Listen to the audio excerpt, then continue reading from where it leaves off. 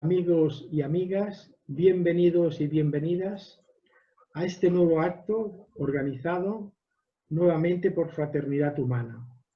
Tenemos el privilegio de contar con la presencia de nuestro querido amigo y compañero, el profesor Jon Aizpurua.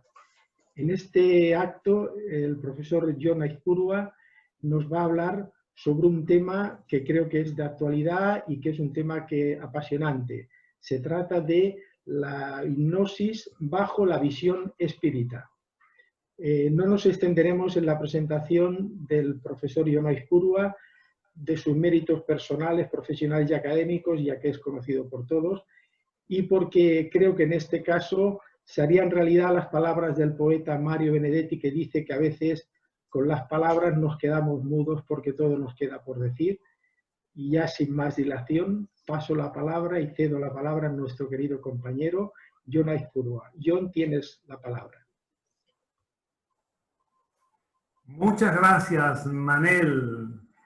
Queridos amigos de Fraternidad Humana, reciban mi más cordial saludo que extiendo, por supuesto, a tantos otros amigos que tras la pantalla ahora nos están viendo y se comunican con nosotros para atender la exposición de hoy. Agradezco mucho a Fraternidad Humana que me hayan solicitado este tema, la visión espírita de la hipnosis, particularmente de la hipnosis clínica, porque es un tema que me llega muy de cerca. Obviamente, por el ejercicio durante muchos años como psicólogo clínico de las prácticas hipnológicas, obteniendo buenos resultados terapéuticos. Y, en segundo lugar, por mi condición de espírita, porque para mí la doctrina espírita, la doctrina kardecista, pues permea todo mi pensamiento y todo mi trabajo, incluso profesional. El tema de la hipnosis es sin lugar a dudas muy interesante. Es un asunto complejo, es un asunto extenso, muy atractivo porque todavía en nuestro tiempo hay un halo de magia, de misterio, de lo sobrenatural alrededor de la hipnosis. Y nuestra intención muchas veces con estas exposiciones es quitar esa aureola mágica y colocar la hipnosis donde debe estar, no como un poder mágico, sino como un saber científico con una aplicación terapéutica. Porque de hecho, y vamos a definirlo de entrada, la hipnosis es un procedimiento o un conjunto de procedimientos que provocan o producen un estado modificado de la conciencia. Es un ingreso al subconsciente de un paciente, de una persona, para sustituir creencias negativas, reflejos condicionados dañinos, por otro tipo de sugerencias de orden positivo que puedan restablecer su salud mental, su salud emocional, su salud física incluso. Y este tema de la hipnosis no es, aunque pareciera lo contrario, no es un asunto nuevo en la historia del pensamiento humano o en el área de la ciencia de la salud, porque hay antecedentes históricos muy remotos que demuestran que aunque fuese bajo criterios religiosos, bajo un manto de magia o de misterio, de alguna manera se practicaba la hipnosis en culturas y civilizaciones anteriores. Por ejemplo, en la civilización egipcia, que alcanzó notables desarrollos en diversos campos, se conoce por algunos papiros, como el papiro de Ebers en particular, datado hace 3.000 años, con 3.000 años de antigüedad. Allí se relata la acción de los hierofantes, los sacerdotes del templo, que por medio de la palabra producían estados parecidos al sueño y aquellas personas se dormían y en ese estado especial recibían las palabras del sacerdote terapeuta para obtener algún tipo de curación a sus problemas. Lo mismo en la antigua civilización china, donde se aplicaban métodos parecidos. Es más, algunos sacerdotes chinos, también tibetanos, provocaban estados de modificación de conciencia, estados hipnoidales, para lograr que ciertas personas se sensibilizaran de tal modo que sirvieran como vehículo de comunicación con entidades fallecidas, con los espíritus de seres fallecidos. De algún modo lograban producir estados de mediumnidad en aquellos sujetos. Este es un tema complicado, lo digo ahora advirtiéndolo de forma adelantada, porque a la luz del espiritismo kardecista, no es conveniente la aplicación de la hipnosis en el campo de la mediumnidad. La mediumnidad, que también es un estado modificado de conciencia, transcurre de un modo tal en el que la espontaneidad del medium y por supuesto la actividad y la participación de los espíritus es fundamental, pero no es aconsejable hipnotizar a un medium para que él produzca el trance y la comunicación con los espíritus. Pero en China eso sucedía de alguna manera. También en la India.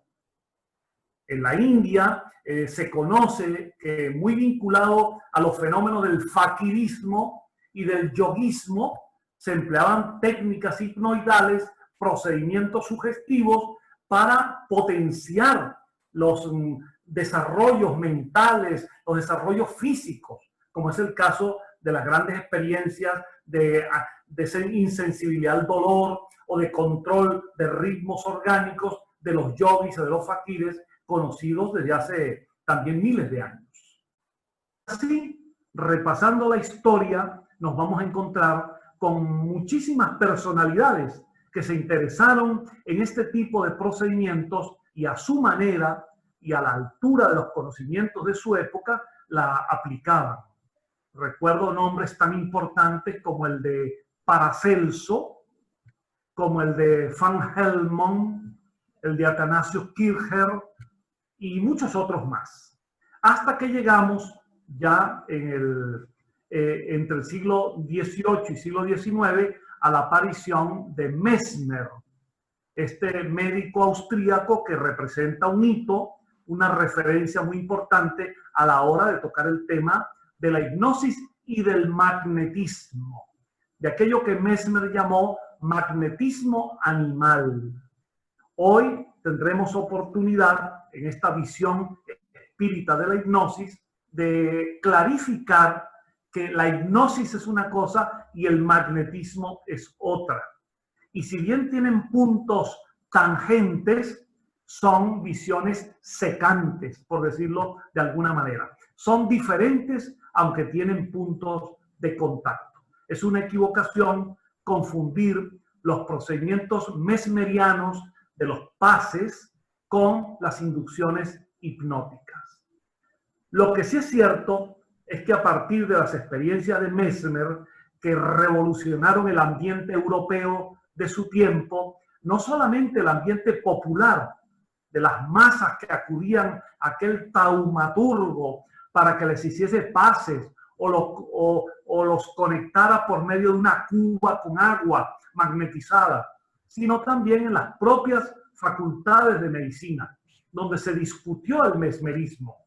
Recordemos que Mesmer era médico y de hecho se había graduado con una tesis en la que proponía la existencia de un fluido universal que conectaba el universo con la Tierra y con las personas mismas. Lo llamó magnetismo animal, no como algunos creen equivocadamente que se refiere a los animales. No, es una mala traducción. Magnetismo animal, del latín animus, el magnetismo de las personas, de los seres con alma, o sea, las personas. El magnetismo humano, magnetismo personal. Pero a partir de Mesmer va a presentarse la discusión científica y académica que nos va a llevar exactamente al hipnotismo. Porque algunas personalidades, sobre todo médicos, que se interesaron en observar las prácticas de Mesmer, si bien algunos las rechazaron, otros las estudiaron y llegaron a la convicción de que tras aquella apariencia sencilla de aplicación de las manos, de imposición de las manos o de movimiento de las manos alrededor del cuerpo de un enfermo, habían fenómenos mucho más complejos. Y es así que aparece en la escena un médico escocés, el doctor James Braid, que va a escribir un libro bajo el título de Hipnotismo y sus aplicaciones médicas. Y a él se le atribuye la paternidad de la hipnosis en tanto en cuanto fue el creador del término, porque él lo hizo derivar del dios griego del sueño, Hipnos, porque él lograba que sus pacientes entrasen en un estado modificado de conciencia que él consideró que era un sueño inducido. Y por eso lo llamó hipnotismo o hipnosis. Creía que sus pacientes se dormían. Años después, el propio Braid, en un trabajo académico, rectificó y pidió que no se empleara más su propio término de hipnotismo, porque él había descubierto, como en efecto es así, que la hipnosis es distinta. El estado que se logra, el estado hipnoidal, es un estado totalmente distinto, no totalmente, pero muy distinto del estado psicofisiológico que llamamos sueño. Pero de poco le valió a Braid que reclamase que ya el término no estaba en vigencia, porque el término llegó para quedarse. Hasta el día de hoy hablamos de hipnosis, con todo lo que se ha avanzado en estos 2 siglos posteriores a su trabajo. Bueno, con el trabajo de Braid aparecieron distintas escuelas para interpretar lo que era ese fenómeno psicofisiológico de la hipnosis. Un primer grupo de médicos, y esto tiene mucha importancia para lo que luego diremos, un primer grupo de médicos de la ciudad de Nancy, en Francia, llegó a la convicción de que el hipnotismo era auténticamente un sistema de terapia sumamente válido, muy aplicable, muy útil. Entre ellos el doctor Libel, el doctor Hippolyte Bernheim, formaron lo que se llamó la primera escuela de Nancy, caracterizada por definir al hipnotismo como una terapia aplicada a todas las personas que tenía, por medio de la sugestibilidad, tenía recursos muy valiosos para devolver la salud. A diferencia del mesmerismo, tanto Braid como los médicos posteriores se dieron cuenta de que no necesitaban aplicar los pases de Mesmer, sino que bastaba la sugestión inducida verbalmente. Y de hecho, la hipnosis se diferencia fundamentalmente del magnetismo mesmeriano por eso, porque la hipnosis fundamentalmente es verbalización de sugerencias, de sugestiones, utilización de la palabra con riqueza de imágenes, de metáforas, con carácter curativo. Mientras que el mesmerismo básicamente es la aplicación de las manos como instrumentos conductores de lo que en tiempos de Mesmer, también en tiempos de Allan Kardec, se llamó fluidos, términos que hoy en día no corresponden a las nomenclaturas actuales. Hoy, por supuesto, hablaríamos de energías. El hecho es que la primera escuela de Nancy estableció un postulado fundamental vigente hasta el día de hoy, de que la hipnosis no se aplica en personas enfermas, sino que se aplica, enfermas mentales me refiero, sino que la hipnosis se aplica en personas sanas mentalmente, pero con algún tipo de dificultad psicosomática. Pero al mismo tiempo que en Nancy se desarrollaba esta escuela médica de hipnotismo, en París, en el Hospital de la Salpêtrière, se desarrollaba una tendencia médica que consideraba, con una visión opuesta, que la hipnosis solo era aplicable en pacientes histéricos, en pacientes neuróticos, en pacientes enfermos mentalmente. Estaba encabezada por el célebre médico Charcot, Jean-Martin Charcot. Entonces, entre Nancy y París se estableció una polémica académica y científica que duró muchísimo tiempo. Permeó hasta el siglo XX, hasta que finalmente y afortunadamente ya la concepción patológica de la hipnosis, la concepción de Charcot, ya quedó en desuso, quedó sin vigencia y finalmente se impuso, como hasta el día de hoy en el ámbito médico, se impuso la visión de la escuela de Nancy, de la primera escuela de Nancy, en cuanto a la hipnosis aplicada en pacientes que están mentalmente sanos. Y hablo de primera escuela de Nancy porque unos años después apareció un investigador, un experimentador, era farmacéutico de profesión, él se llamó Emile Coué, que realizó trabajos en el campo del hipnotismo, pero no a partir de las inducciones que hacía un terapeuta, sino a partir de la autosugestión, la autoaplicación.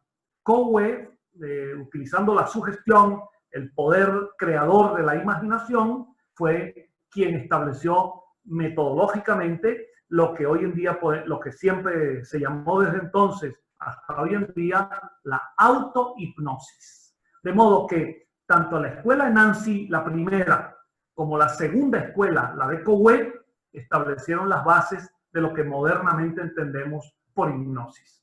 Un procedimiento para modificar la conciencia en personas sanas mentalmente, aunque puedan tener algunas alteraciones psicosomáticas, y las bases de la autohipnosis, la autosugestión por medio de autoafirmaciones creadoras y positivas. A lo largo del siglo XX, la hipnosis se vio envuelta en muchísimas polémicas. Es más, ha oscilado su reconocimiento con altibajos.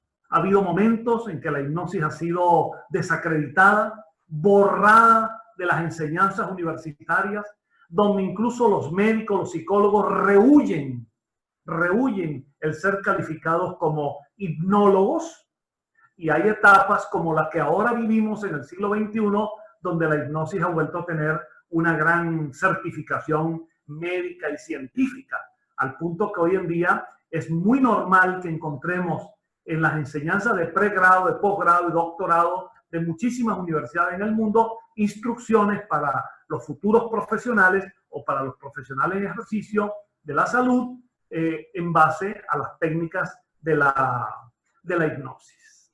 Y quisiera finalizar este rapidísimo recuento, pero indispensable, para decir que ha habido algunos pioneros muy importantes en los desarrollos de la hipnosis hasta lo que modernamente ya sabemos. Uno de ellos fue el neurofisiólogo alemán Johannes Schul. Schul creó un sistema de autohipnosis que llamó entrenamiento autogénico.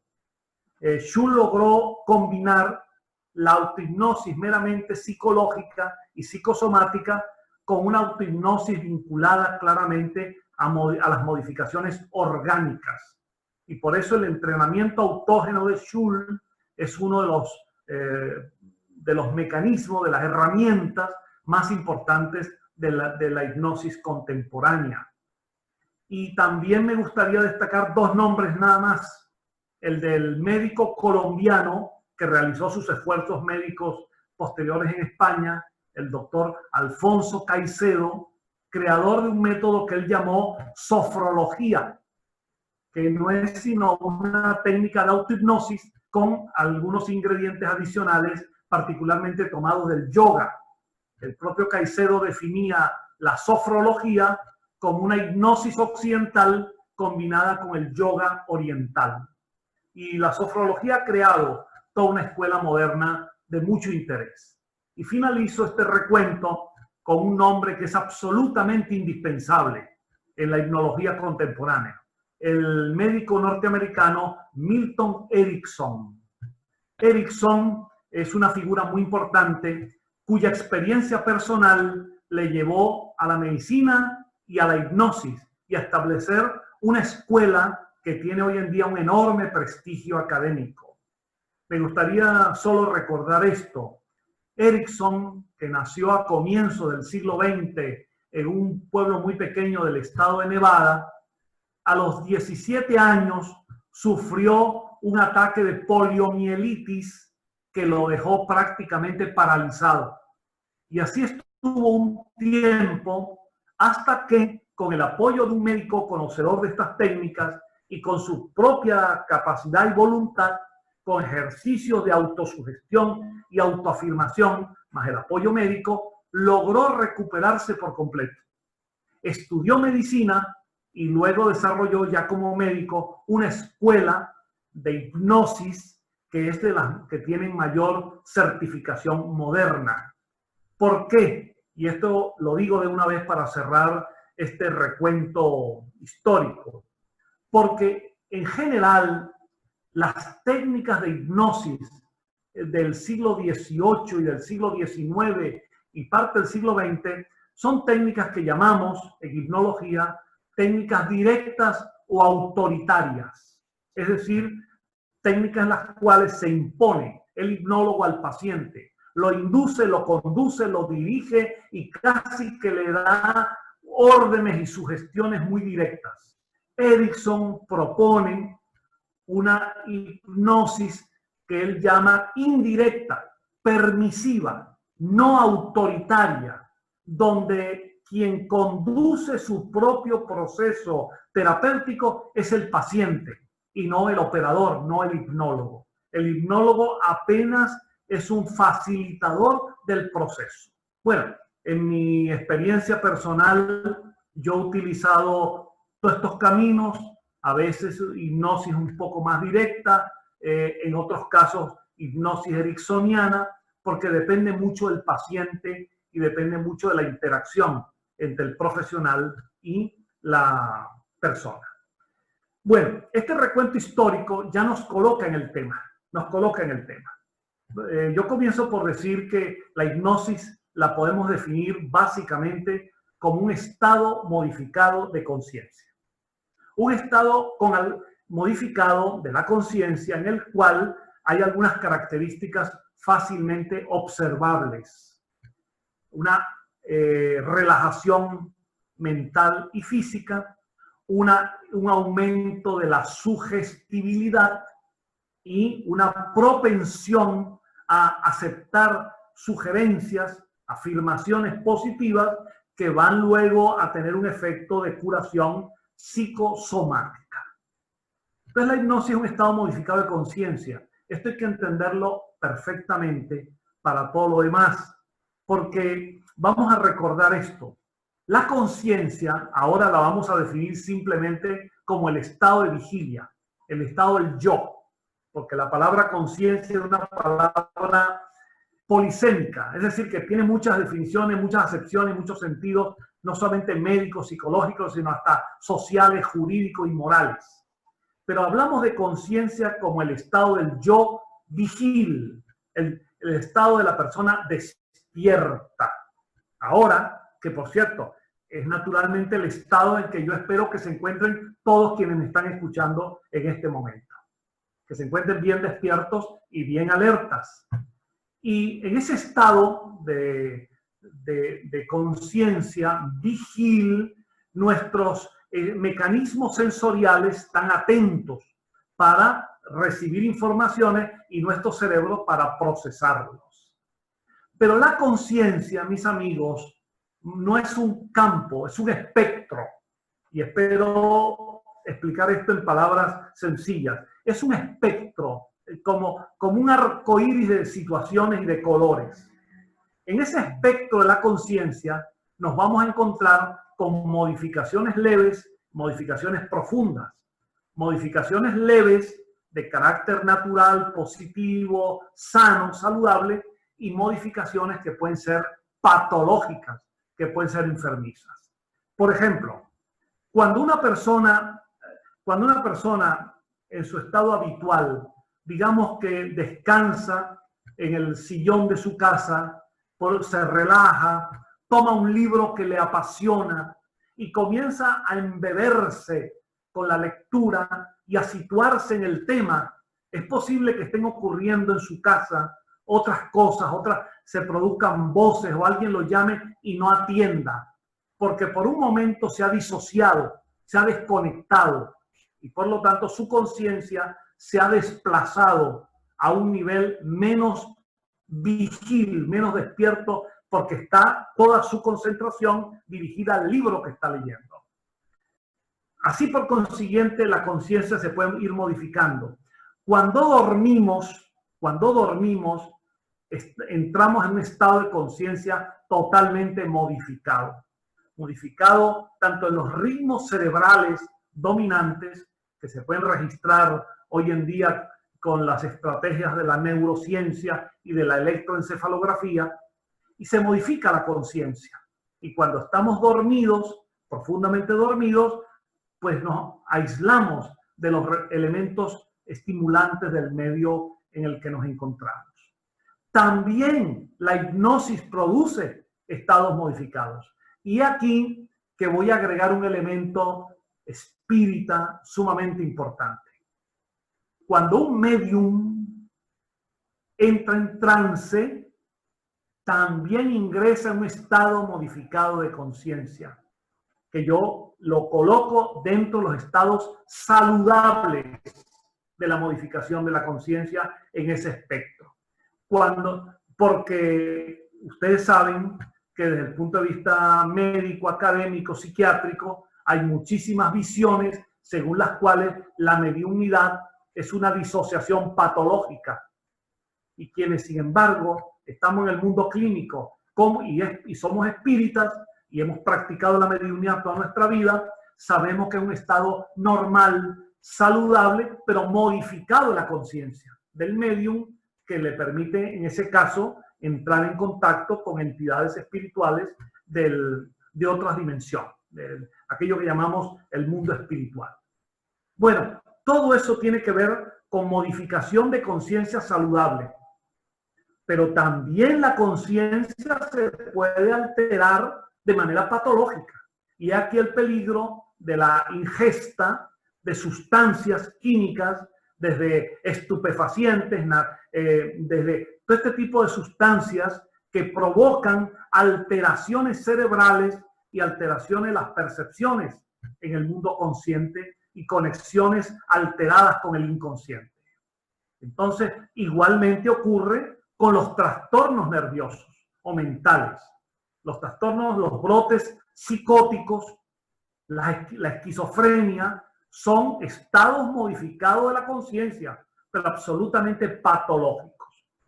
Esto, mis amigos, sobre lo cual yo he dictado numerosísimas conferencias en hospitales, en clínicas, en universidades, es demasiado importante para los espíritas, porque generalmente quienes adversan al espiritismo, muchas veces no lo conocen, colocan los fenómenos espíritas dentro de los estados modificados de conciencia de orden patológico, y por lo tanto consideran que las actividades que se realizan en los centros espíritas en el campo de la mediunidad están prácticamente dentro del terreno psiquiátrico. Por eso es tan importante que los espíritas entiendan que la mediunidad, como la aplicación del magnetismo, igual que la hipnosis, son modificaciones de conciencia tan naturales como lo puede ser el sueño fisiológico o lo puede ser cualquier estado de relajación mental. Cuando nos relajamos, visualizamos imágenes creadoras, o cuando respiramos con un ritmo holotrópico, cuando meditamos hasta profundidades trascendentales, alteramos nuestra conciencia, pero no entramos en ritmos patológicos. De modo que les resumo esto, que es demasiado importante, diciéndoles que la hipnosis es un estado saludable de modificación de la conciencia. Bueno, cuando se induce bajo hipnosis a una persona, hablamos en este caso fundamentalmente de pacientes, porque estamos hablando de hipnología y no de hipnotismo de circo, no de hipnotismo de la escenografía que a veces pueden presentar por allí de alguna manera burlona o comercial. Hablamos de hipnoterapia, hipnología clínica. Y por eso hablamos en este caso del paciente. Cuando un paciente es inducido por un terapeuta para un estado de hipnosis, puede atravesar varias fases, varias etapas, desde las etapas más simples hasta las etapas más profundas. ¿De qué va a depender la profundidad del trance hipnótico? Va a depender, hablando en términos terapéuticos, va a depender de la necesidad del paciente, va a depender de lo que el paciente requiere y va a depender también de la estrategia adoptada por el terapeuta. En tiempos de la escuela de Nancy y de Charcot, se utilizó una nomenclatura sobre estas fases de la hipnosis que hoy en día no la empleamos. Para ellos, estas fases se denominaban la etapa de la letargia, la etapa de la catalepsia y la etapa del sonambulismo. Y se decía básicamente que la letargia del sueño, del griego letos, sueño, es la primera fase del adormecimiento, con fases iniciales de insensibilidad, de analgesia hipnótica, de anestesia hipnótica, de sueño. Luego la catalepsia produce modificaciones fuertes tanto en la rigidez, en el tono muscular, como en la flacidez. Y el sonambulismo sería la fase más compleja para los fenómenos más profundos, superiores del hipnotismo. Hoy en día utilizamos una nomenclatura distinta, aunque en el fondo decimos algo muy parecido a lo que los clásicos pensaron. Hoy en día hablamos de un trance ligero, de un trance medio y de un trance superior. Y preferimos utilizar esta nomenclatura más neutra, científicamente, para evitar las connotaciones de términos como letargia o catalepsia o sonambulismo, que tienen una etimología griega y ya el propio nombre tiene una teoría para explicarlos. En cambio, científicamente hoy se es más descriptivo y menos comprometido con la etimología y con los nombres, y se habla de un estado ligero, de un estado medio y de un estado profundo. ¿De qué depende que en hipnosis se lleve un paciente a un estado en una sesión más ligero o más profundo? Depende del objetivo terapéutico. A veces se puede lograr solucionar el problema que ha planteado el paciente, se puede solucionar en una fase ligera de hipnosis y en algunas sesiones. Pero hay casos más resistentes, mucho más complejos, que requieren inducciones más profundas. Y esta profundidad obviamente va a depender de la posibilidad del paciente de llegar a tales niveles. Aquí aclaro de una vez, una de las preguntas más típicas que se nos hacen cuando abordamos estos temas en ámbitos públicos es si todas las personas pueden ser hipnotizables. Y la respuesta es sí, de forma general sí, aunque algunas son más resistentes que otras. En algunas la experiencia es más fácil y en otras cuesta más tiempo y mayor esfuerzo el terapeuta en las inducciones. A veces hay pacientes que se resisten no conscientemente, sino inconscientemente. Tienen un bloqueo, bloquean la sugestión y no se dejan llevar hasta aquella profundidad. Entonces, resumo diciendo que el nivel de profundidad de un trance hipnótico depende muchísimo de las necesidades del problema planteado por el paciente y también de la estrategia adoptada por el terapeuta. Y estas fases, estado ligero, estado medio, estado superior, se pueden alcanzar con distintas técnicas de inducción.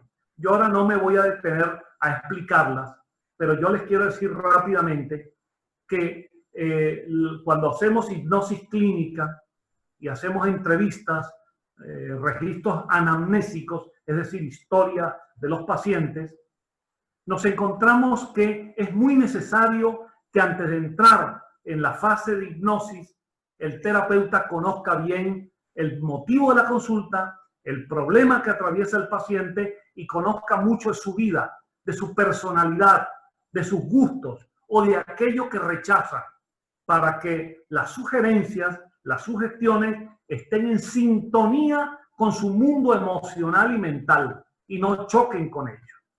Yo he pasado por muchas lecciones, he aprendido de mis propios errores clínicos muchas veces, pero este es un tema extremadamente extenso que ahora no hay tiempo para desenvolverlo, pero solo les digo que las técnicas varían.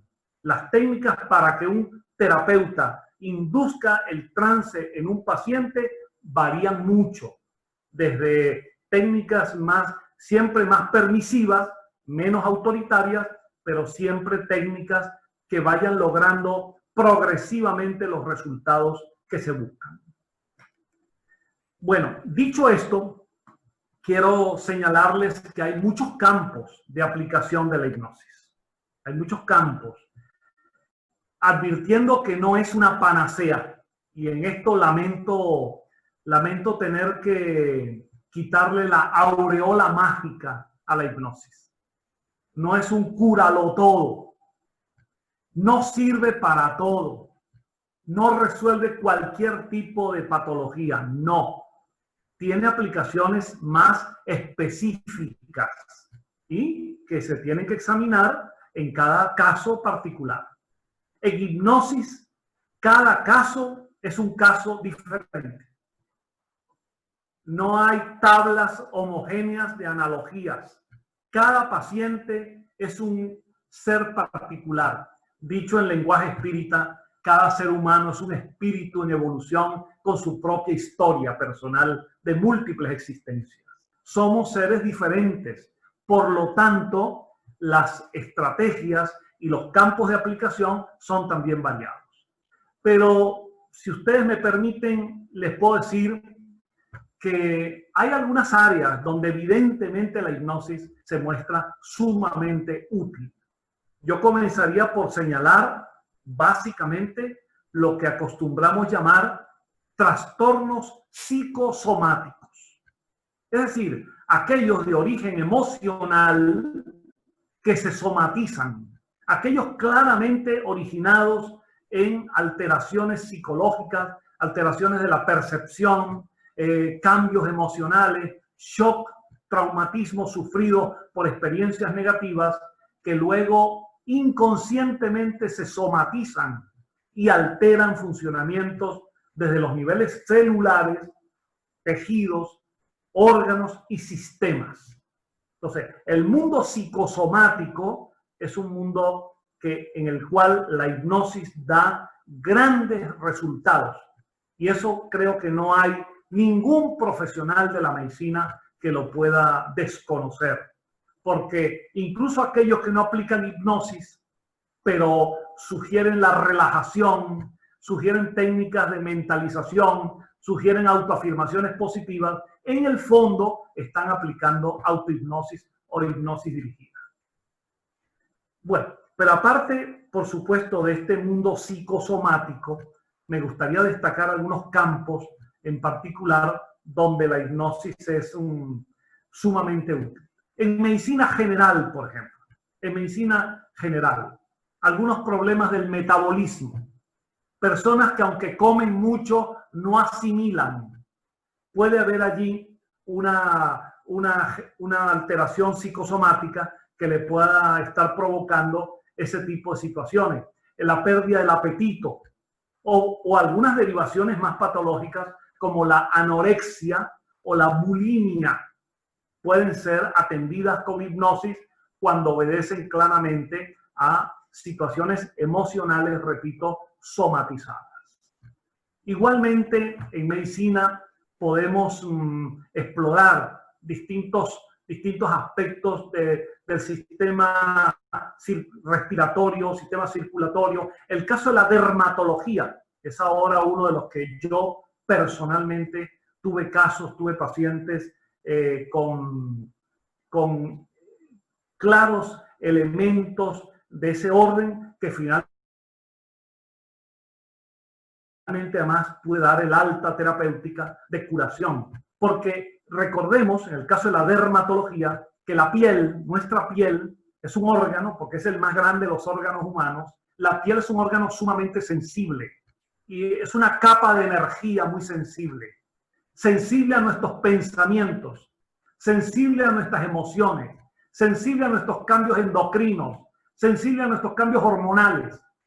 Hombres y mujeres, niños y adultos lo experimentamos, cómo en nuestra piel se refleja a veces en forma de alteraciones lo que nuestro mundo interior está produciéndose a partir de tristeza, depresiones, ansiedades o alteraciones del propio cambio biológico con el ritmo de las edades. Bueno, los ungüentos, las cremas que se recomiendan son útiles, pero básicamente tienen un efecto exógeno, es decir, un efecto de fuera hacia adentro, pero generalmente los problemas continúan. Con el tratamiento dermatológico por medio de la hipnosis se logra encontrar las razones internas que luego se expresan a través de lesiones, alteraciones, ulceraciones de la piel. Por eso, cuando se aplica la hipnosis adecuadamente, sobre todo si logramos un hipnólogo trabajando con un dermatólogo en combinación, los resultados son realmente formidables. Lo mismo en el caso de la extrema delgadez o la extrema obesidad. Cuando se ha desequilibrado el ritmo corporal y la persona enflaquece y pierde mucha masa muscular y se adelgaza, se torna muy demacrado, a pesar de que lo intenta corregir con alimentación y no lo logra, o cuando la persona ha reducido su ingesta alimentaria y sin embargo engorda, se expande mucho su cuerpo a su pesar, hay un trastorno del metabolismo que claramente puede obedecer, salvo algunos casos orgánicos, puede obedecer a factores emocionales fácilmente identificables. De modo que en el mundo de la medicina en general hay un campo importante. En la odontología hay una especialidad que está enseñada en algunas universidades de hipnodoncia. La aplicación de la hipnosis en los pacientes puede ayudar mucho en la creación de la analgesia, es decir, para que la corrección dentaria, endodóntica o exodóntica se haga sin dolor, y también con el control de la efusión de sangre, que en algunos pacientes puede desbordarse en el consultorio del odontólogo. También para corregir los miedos, el famoso miedo, el antiguo miedo que nuestros abuelos, nuestras abuelas o nuestras madres también llegaron a decirnos que nos castigaban por lo mal que nos comportábamos y el castigo era que nos iban a enviar al dentista. Y el pobre dentista tenía que pagar aquel precio. Bueno, era parte de una cultura determinada. Bueno, pero evidentemente aún se sufre una aprensión y un miedo cuando se entra al gabinete del odontólogo, a pesar de los inmensos avances que la tecnología ha logrado. Pero hemos trabajado ese campo, lo hemos trabajado. Recuerdo yo incluso que en nuestro movimiento espírita, en el movimiento de cultura espírita CIMA, recuerdo yo en la ciudad de Maracay, hicimos un conjunto de experiencias para que los espíritas observaran con el apoyo de varios odontólogos que trasladaron sus equipos y pudieron corregir piezas dentales y pudieron realizar algunos trabajos y con la inducción que yo les hacía para lograr sin anestesia, sin dolor y sin hemorragia. Demostrando algo que cualquier hipnólogo conoce, que se puede perfectamente enfrentar el dolor, porque aunque a ustedes les resulte extraño lo que ahora les digo, el dolor es una conducta aprendida que también se puede desaprender, se puede controlar. Los umbrales del dolor se controlan a partir de inducciones que desde nuestro procesamiento mental se logran. Una de las experiencias más típicas de los hipnotizadores del teatro es producir la anestesia en un brazo y luego pinchar con agujas a una persona que al mismo tiempo está sosteniendo una conversación muy grata al mismo tiempo con otra persona.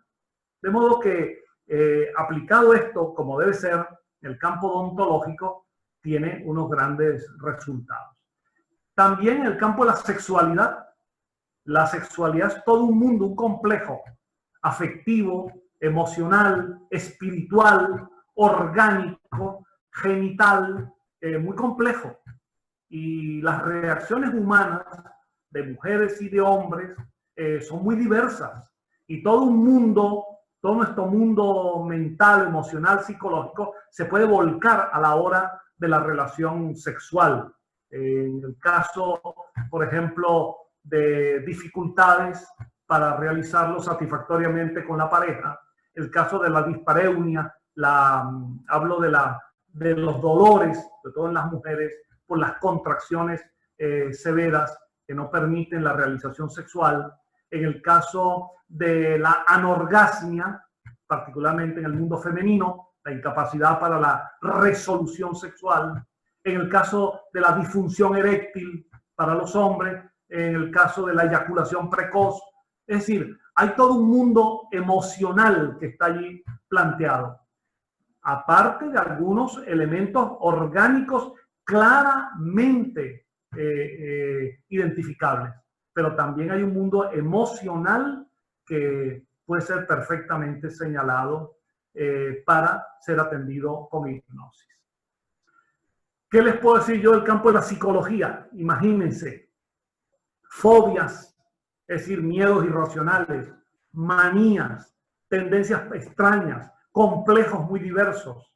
Todo este enorme mundo de alteraciones de nuestro equilibrio mental tienen en la hipnosis grandes posibilidades, grandes posibilidades. No así en el campo psiquiátrico. No así en el campo psiquiátrico. Por ejemplo, está contraindicado totalmente intentar aplicar o pretender que se pueda inducir a un paciente esquizofrénico. Porque el paciente esquizofrénico que está disociado ya no tiene la condición de seguir orientaciones ni instrucciones. Está demasiado perdido en el tiempo y en el espacio. De modo que hay limitaciones. Y una de ellas, en la aplicación de la hipnosis me refiero, y una de ellas tiene que ver con la necesidad de que el paciente sea una persona atenta, que haya aceptado voluntariamente el tratamiento, que lo haya pedido además, y que siga instrucciones de una manera serena y correcta.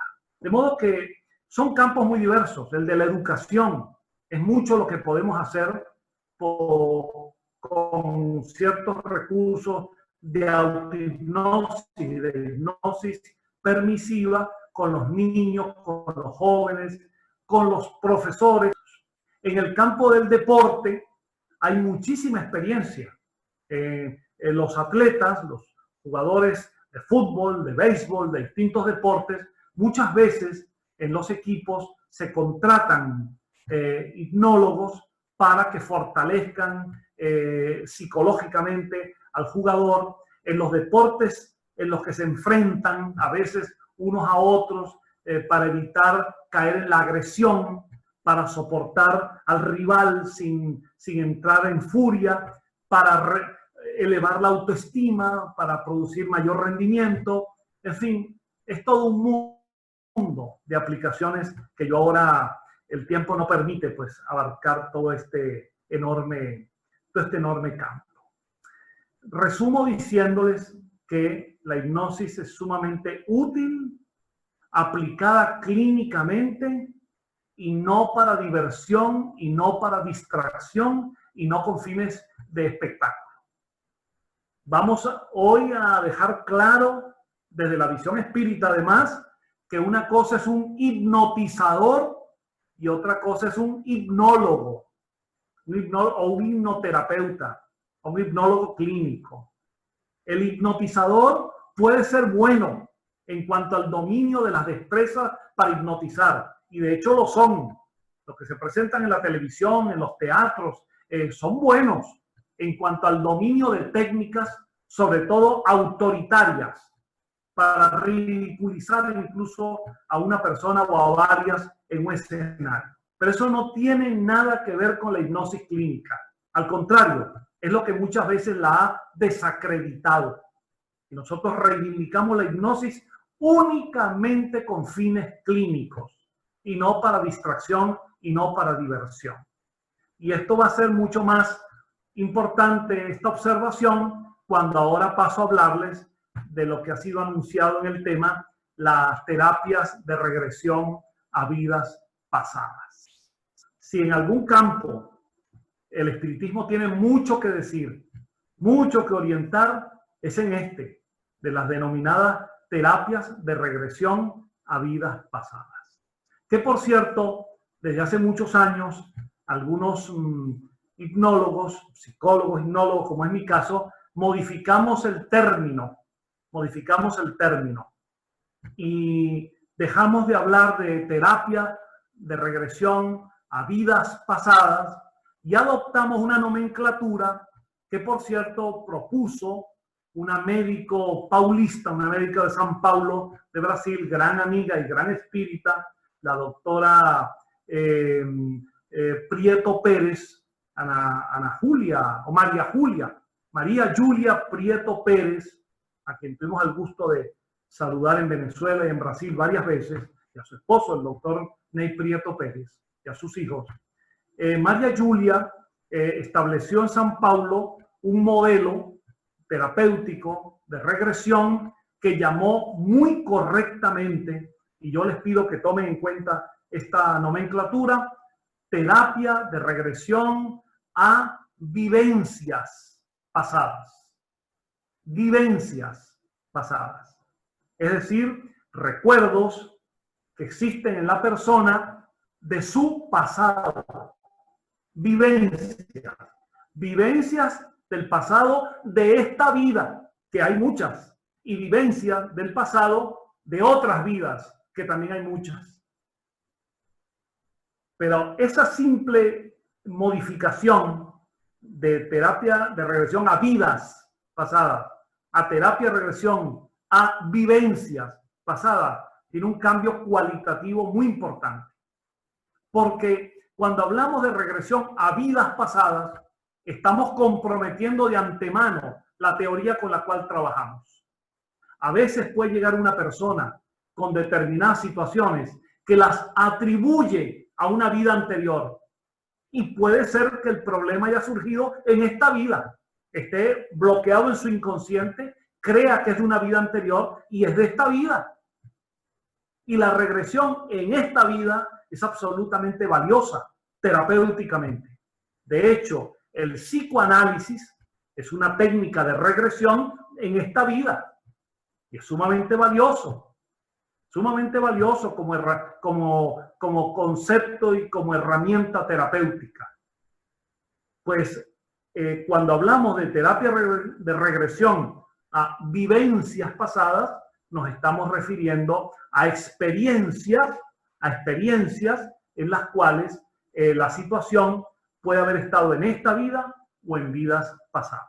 Distinguir eso ya es un trabajo cuidadoso, un trabajo de detalle, no es fácil, requiere tiempo, requiere experiencia terapéutica y requiere muchísimo esfuerzo. Voy a decirles lo siguiente. Ya ahora desde el punto de vista espírita, ¿existe en el medio espírita alguna resistencia a este sistema terapéutico? Hay muchísimos espíritas cultos, de buena fe, pero en mi opinión no están del todo correctos, cuando afirman que este procedimiento de alguna manera violenta el proceso natural evolutivo del espíritu. Sobre la teoría de que en esta vida nuestro sistema cerebral ha bloqueado la información de vidas anteriores. Ha olvidado lo que pasó antes y que ese olvido, ese bloqueo es necesario, es muy saludable para poder seguir adelante en el proceso evolutivo. Y se afirma, y en algunos casos razonablemente, que cuando una persona puede tener acceso a una información de vidas anteriores, eso en lugar de beneficiarlo, podría revivir toda la carga emocional del pasado y podría ser más bien negativo. Y por eso ha habido resistencia a la aplicación desde el punto de vista espírita a este tipo de técnicas y de procedimientos de regresión clínica a vidas pasadas o a vivencias pasadas. Yo quiero decirles que todos los espíritas sabemos que en efecto ese mecanismo de olvido y de bloqueo de vidas anteriores es parte de la sabiduría de Dios, es parte de la sabiduría de la vida, sin duda, porque si estuviésemos recordando de manera consciente todo nuestro pasado, casi que sufriríamos tanto que no podríamos soportarlo ni sobrellevarlo. Por eso nuestra Amalia Domingo y Soler decía, con mucha razón sobre este tema, bendito olvido es la expresión de la misericordia de Dios, refiriéndose a que en efecto, gracias al olvido, podemos seguir adelante y aquellas tendencias negativas de nuestro ayer reencarnatorio, de nuestro pasado, las vamos corrigiendo en esta vida y en nuestro porvenir. Ahora bien, eso es cierto y por eso afirmamos que una terapia de regresión a vivencias pasadas o a vidas pasadas no intenta averiguar quiénes fuimos en una vida anterior. Hay gente que le provoca, a mí me lo han pedido cientos de veces y cientos de veces le he dicho que no. Hay muchas personas que les provoca hacerse una regresión. Y cuando yo les pregunto, pero si te veo muy bien, a ti, tu familia, tu hogar, tu vida, tus áreas laborales, sociales, afectivas, están muy bien, la respuesta en el fondo, ya hablando con honestidad, cuando esa persona finalmente confiesa, es que quiere saber quién fue en una vida anterior.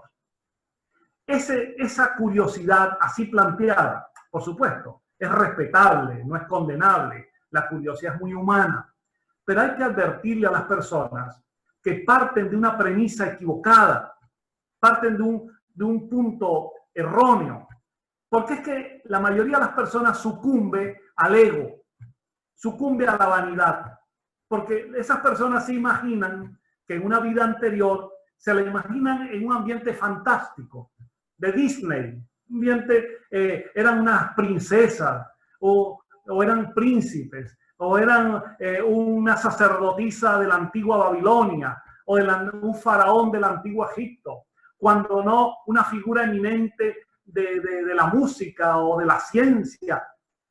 Y la realidad, mis queridos amigos, la realidad es que somos criaturas humanas muy imperfectas ahora y antes también. Somos Juan, somos Pedro, somos María, somos Luisa. Somos personas que estamos acá encarnando, desencarnando, evolucionando, avanzando para superar tendencias, dificultades. Entonces, claro, si alguien se imagina que fue en su vida, una de sus vidas anteriores fue una gran figura de la historia, pues quiere saber quién fue. Pero si llegara a entender que a lo mejor ahora está más bien avanzando y que en vida anterior su situación fue mucho más dañina, negativa, llena de graves equivocaciones, quizás no le provoque tanto que le digan eso. O en el mundo de las interrelaciones personales, a veces encarnamos en un hogar o en un ambiente social donde no es la primera vez que nos topamos con quienes ahora son nuestros padres, nuestros hijos, nuestras parejas o nuestras amistades. Es posible que estamos todavía imantados en procesos encarnatorios y por lo tanto esa vinculación puede deberse a que ahora estamos en un esfuerzo, quizás por la fuerza, por la ley de la consanguinidad, por la relación de padres, de hijos, estamos intentando vencer, superar aquellos odios y aquellas dificultades del pasado. ¿Qué sentido tiene remover eso? ¿Qué sentido tiene agitar en nuestra mente consciente esa información? Ninguno, ninguno. De modo que hay que entender esa objeción que hacen algunos amigos espíritas. No corresponde, eso está claro. Lo que la terapia de regresión al pasado intenta es ante un problema que está afectando a una persona, problema concreto, una fobia, ahora les voy a contar ya para finalizar un caso concreto clínico para que vean la importancia de una tecnología de este tipo bien aplicada. Cuando está afectada por una situación de dificultad en la interrelación personal, por ejemplo, cuando la terapia es aplicada para encontrar el nudo emocional de un problema, cuando se aplica para encontrar la base de un problema y luego eso que queda disuelto, ese nudo, que queda aclarado con el apoyo del terapeuta, eso ya prácticamente libera las tensiones, las cargas emocionales negativas y el paciente pasa a recuperarse en el momento actual, aprendiendo una lección fundamental de esta terapia, una lección fundamental que es que el pasado ya pasó, que la persona no puede pretender revivir el pasado para volverlo a conectar ahora, sino entender el foco de aquel problema con la intención de superarlo y ya dejarlo hasta allí. De modo que no se trata de volver a revivir las vidas anteriores, sino aquellos núcleos afectivos, emocionales, complicados, que están dando origen a un problema que en la vida actual se está planteando. Entonces, en mi caso, cuando alguna persona con mucha simplicidad me pide que yo le haga una regresión en los años que ejercí en la clínica en Caracas, pacientes que los devolví porque no podía satisfacer su expectativa. Lo que querían era saber quién fueron en una vida anterior. Y ese no es el objetivo terapéutico de un proceso de esta naturaleza. Se requiere que haya un motivo de consulta, se requiere que haya unas evidencias al respecto y se requiere que haya la conveniencia de aplicar este procedimiento. Es más, quiero decir esto también para que, sobre todo los amigos espíritas, lo sepan. Desde el punto de vista de este sistema clínico, este recurso de la terapia de regresión no es la primera opción clínica. En mi caso, es la última. Mi formación clínica se dio en el campo dominante en nuestras escuelas latinoamericanas del conductismo. Y nosotros, por medio de las técnicas conductuales, en la escuela del comportamiento, podemos resolver muchísimas dificultades psicológicas de los pacientes. Nunca atendemos un caso como con la primera opción de la regresión. Intentamos siempre ofrecer alternativas terapéuticas de las conductuales, psicoanalíticas, cognitivas, incluso transpersonales y humanistas. Solo en algunos casos en que es recomendable y de última estrategia, aplicamos la terapia de regresión. Esto a algunos pacientes no les gusta. Yo tuve casos de personas que venían desde lugares diferentes de Venezuela, tomaban un avión temprano, habían hecho la cita y pensaban que en una sesión express, se iban a regresar en el vuelo de la tarde ya curados. Esto es magia, esto es un pensamiento mágico, irracional, esto no tiene nada que ver con este sistema terapéutico. Cuando yo le explicaba a estas personas que la primera entrevista de cualquier terapeuta, de un médico, de un psicólogo, la primera entrevista es simplemente para conocerse el paciente y el médico, para hacer un registro anamnésico, una biografía del paciente, para conocer los fundamentos de su problema, y que una segunda entrevista la semana siguiente es para inducirle algunas estrategias de relajación, de superación de conflictos, y solo entender la regresión como una opción posterior. Cuando yo les explicaba esto, no se sentían a gusto, porque creían mágicamente que en una sesión se hace una regresión, ya saben quién fue en una vida pasada, o se les cura cualquier problema y ya quedan liberados del problema. Y no es así. Las sesiones de TBP, de terapia de vivencias pasadas, de generalmente 2 horas de duración, pueden llevar varios meses de trabajo. varios meses de trabajo. Lamento decirlo porque alguien puede tener la idea mágica de que un terapeuta aureolado por una supuesta fama lo va a lograr en una sesión o en dos, y no es así. Esto es terapia, no magia. Y por lo tanto hay que decirlo, y esto por eso yo quería insistir en una visión espírita, que es una visión ética, que a la vez de una visión auténticamente científica. Bueno, mis amigos, ya les aclaré pues que no es una panacea, que no lo cura todo, tiene indicaciones, tiene contraindicaciones.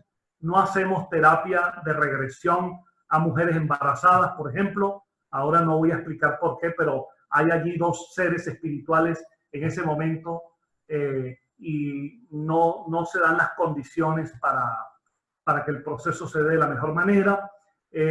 La TDP no es la terapia de regresión, no es un tratamiento espírita, no es un tratamiento esotérico, no es un tratamiento cabalístico, no es un tratamiento alquimístico, no es un tratamiento religioso, es una estrategia transpersonal dentro del mundo médico y psicológico.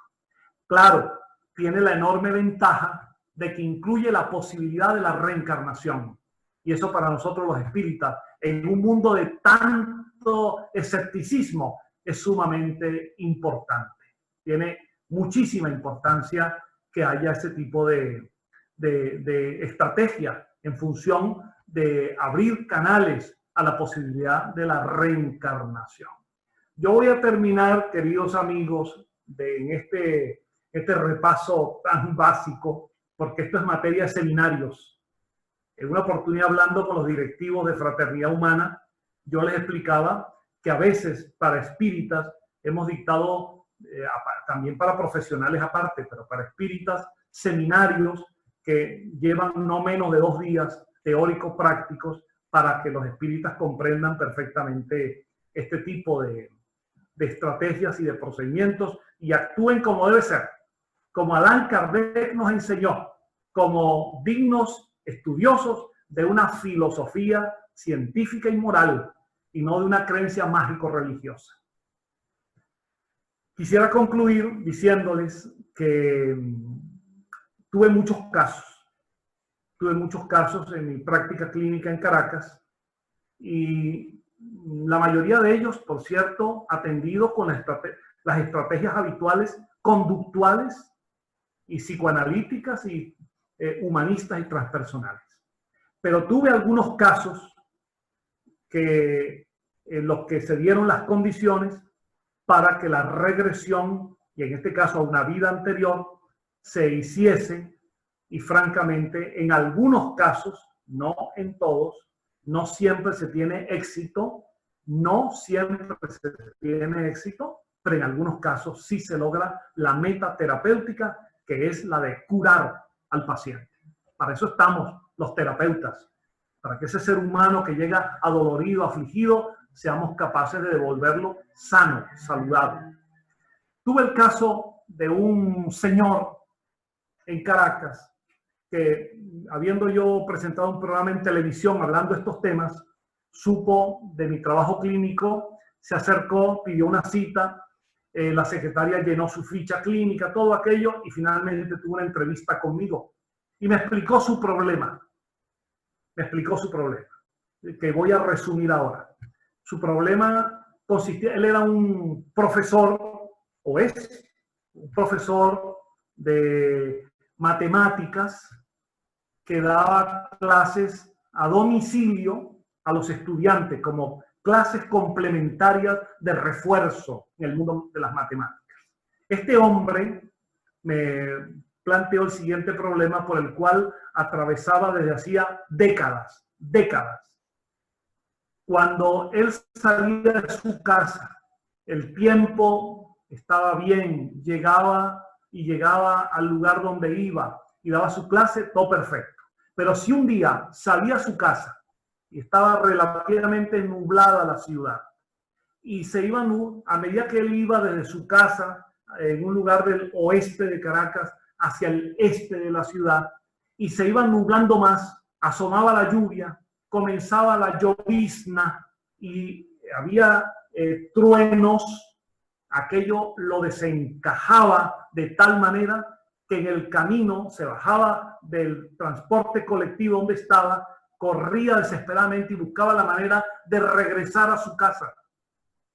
Y a partir de allí me contaba que en los casos en que los truenos, los relámpagos, la situación, la lluvia pertinaz era mucho más intensa, ese hombre, en aquel momento de unos 50 años de edad, se colocaba como un niño acurrucado debajo de la cama, llorando en un estado de pánico total. Cuando él me planteó ese tema, obviamente nosotros lo encaramos en primer lugar como una fobia que puede ser atendida por los métodos de la desensibilización sistemática, otras técnicas conductuales.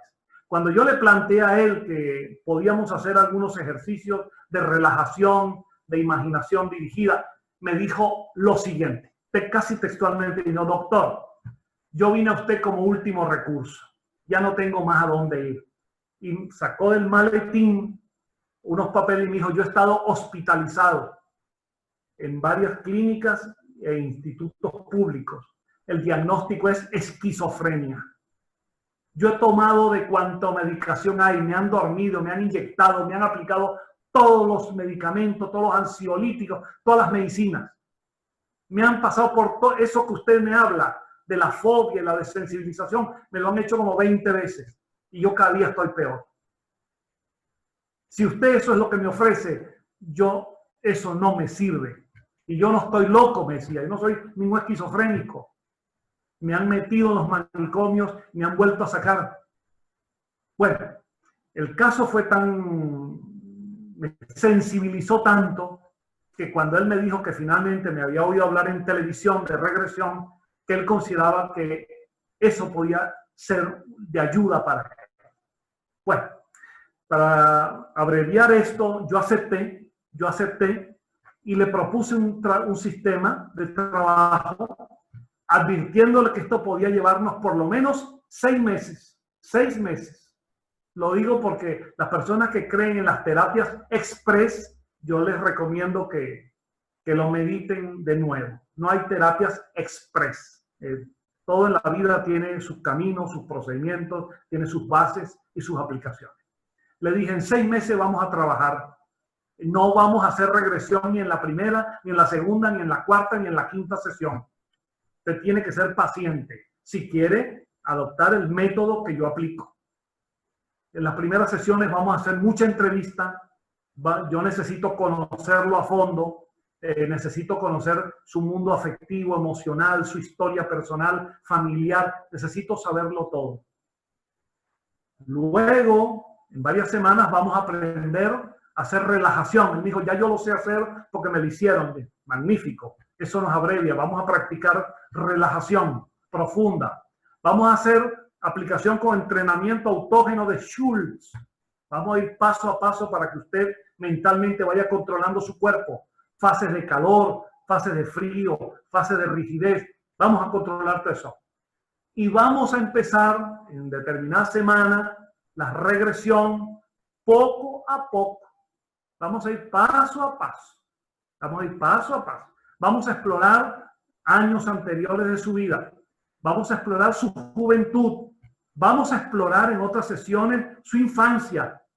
A veces problemas de este tipo pueden venir de conflictos originados en la infancia. Si es necesario, iremos más atrás.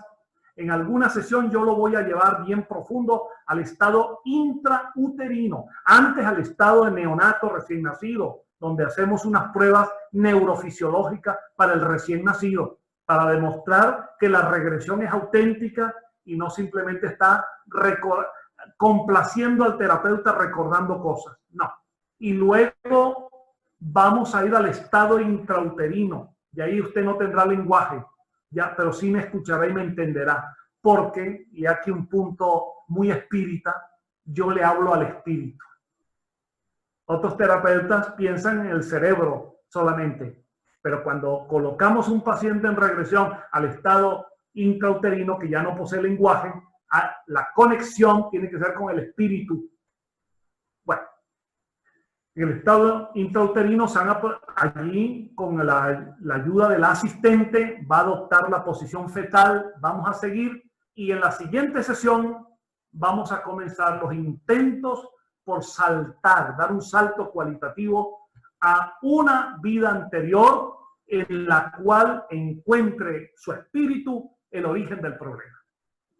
Bueno, para no hacer muy largo esto, quiero decirles que después de pasar por lo menos 15 sesiones de trabajo, finalmente llegué a encontrar, y por eso este caso lo menciono tanto, que tiene todo su expediente, lo presenté en el Colegio de Psicólogos de Venezuela, donde yo entonces era del estado Miranda, donde yo era vicepresidente, lo presenté a mis colegas con mucho asombro de ellos y con mucho escepticismo, por supuesto, pero con una meta terapéutica lograda.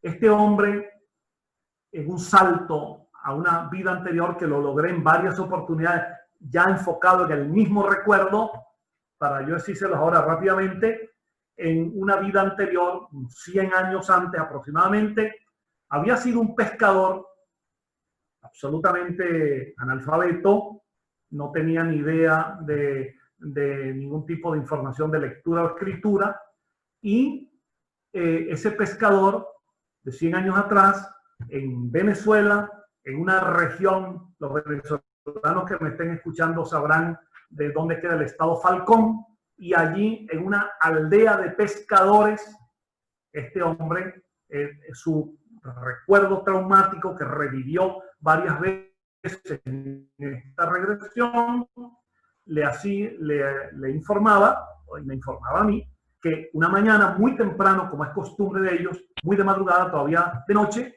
salió en su canoa, una pequeña embarcación, a pescar a 2 o 3 kilómetros de la costa, y allí lo sorprendió una tormenta, una lluvia tremenda que hizo perder el equilibrio. La canoa comenzó a entrar en aquella vorágine, allí se hundió y allí se ahogó.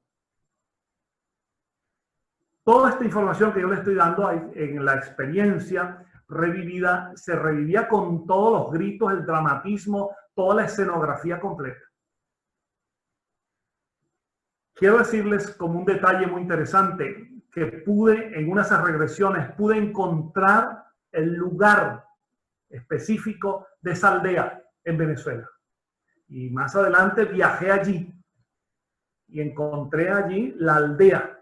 No encontré, por supuesto, el nombre de la persona, porque de paso, cuando yo intenté identificarlo, me daba un nombre. Cuando yo le pedí el apellido, no tenía ni siquiera apellido, solo un nombre. Cosa que en aquellas aldeas ni siquiera todavía había documentos de identidad ni nada por el estilo. El hecho es que encontré el lugar para confirmar la objetividad de la información. Y la mejor objetividad es que a partir de allí, en varias sesiones, trabajando con aquel recuerdo, se logró disolver el núcleo emocional, el núcleo conflictivo, sobre la base terapéutica de una información clave. Es que el pasado ya pasó y él, como espíritu, pasaba a ser el nombre de la vida actual, donde ya aquello no tenía por qué afectar.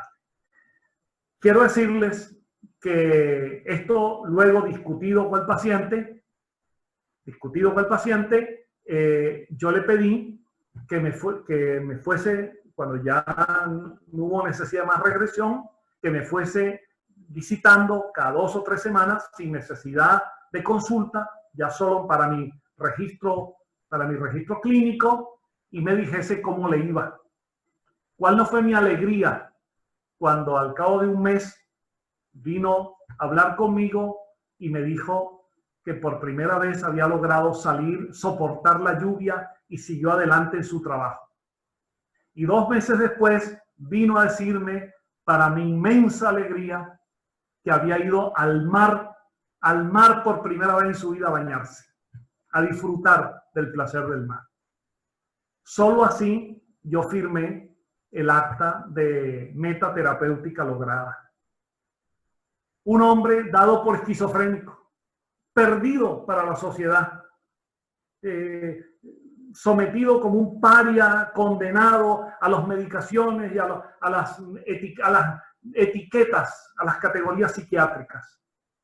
Y este hombre, hasta donde yo conozco, este hombre logró la solución a su problema. Bueno, decirles, amigos míos, termino aquí entonces para decirles que este es un tema muy intenso, muy extenso, muy complejo, muy importante, e invito a los espíritas a estudiarlo, a reflexionar y a comprenderlo adecuadamente. Quizás en otra oportunidad podamos ofrecer otra conferencia profundizando en algunos de los temas que puedan interesar a todos ustedes. Por lo pronto, pues, mi abrazo fraterno y mi deseo de que esta exposición haya sido de utilidad, que haya tenido la utilidad igual que la satisfacción que yo tengo de ofrecerles una buena información clínica y también bajo la ética espírita. Un abrazo para todos, mis queridos amigos.